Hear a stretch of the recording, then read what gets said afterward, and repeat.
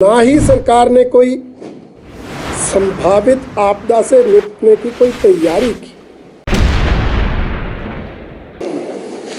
Himachal Pradesh Bharatiya Janata party पिछले दिनों प्रदेश में आई आपदा पर गहरी चिंता व्यक्त करती है। निश्चित रूप से इस आपदा से प्रदेश को भारी नुकसान झेलना पड़ा है। हमारी सूचना के मुताबिक अभी तक जहां 16 लोगों के शव बरामद हो चुके हैं, वहीं अभी तक 39 लोग जो हैं वो लापता हैं। इसके अलावा आप देखेंगे तो 65 पीने के पानी की स्कीमें, 116 ट्रांसफार्मर और 85 सड़कें ये क्षतिग्रस्त हो चुकी हैं। इसके साथ साथ 60 घर पूरी तरह से क्षतिग्रस्त हुए हैं और 35 जो है वो पार्शली डैमेज हुए हैं और 2 राष्ट्रीय उच्च मार्ग भी और 5 पुल भी इस आपदा के कारण, बादल फटने की घटनाओं के कारण टूट चुके हैं। अभी तक उस आपदा से हुए नुकसान की भरपाई ही नहीं कर पाई थी जब तक ये दूसरी आपदा आ गई।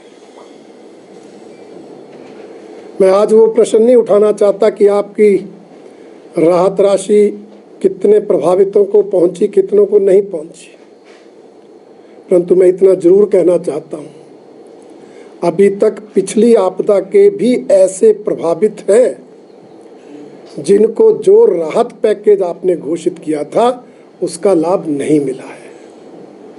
ये निश्चित रूप से सरकार की विफलता है।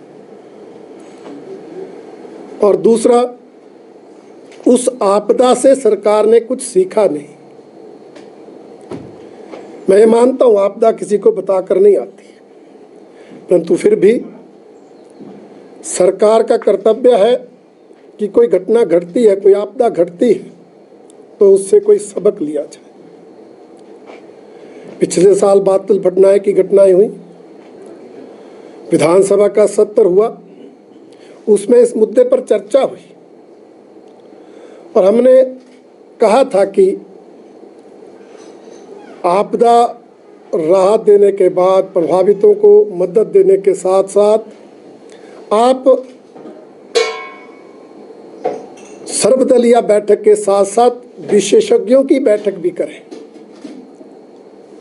क्योंकि विषय आया था विधानसभा में भी कि ग्लोबल वार्मिंग के कारण ग्लेशियर्स पिघल रहे हैं, इसलिए पिछले कुछ समय से बादल फटने की घटनाएं बढ़ रही हैं और आने वाले समय में इनमें बढ़ोतरी होगी।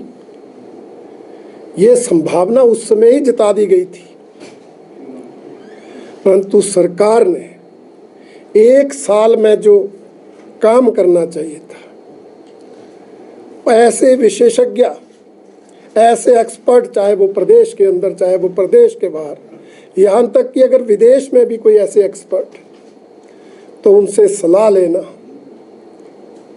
उनसे बैठकर कोई योजना बनाना, इस दृष्टि से सरकार ने कोई प्रयास नहीं किया